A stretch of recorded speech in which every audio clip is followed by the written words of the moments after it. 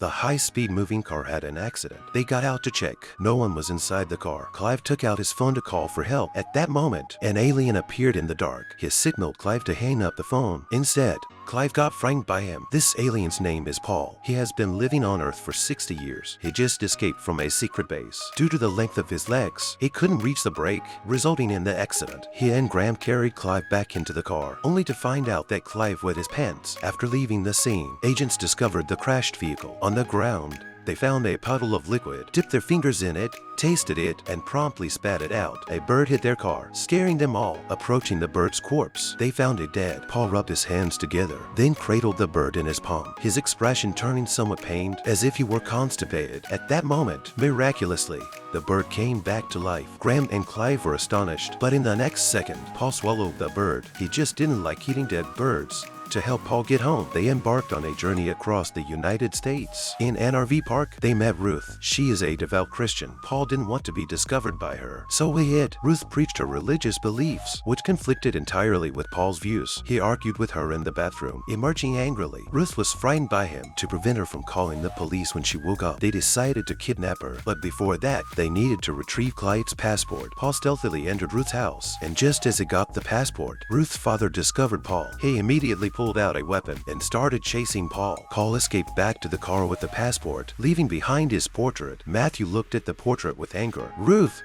upon waking up, remained terrified. She knelt down and started singing a song. Paul reached into her head with his hand, imparting his knowledge to her. She fell to the ground again, and Paul looked very exhausted. When she woke up again, her personality had changed. She became more open, humorous, and more receptive to new things.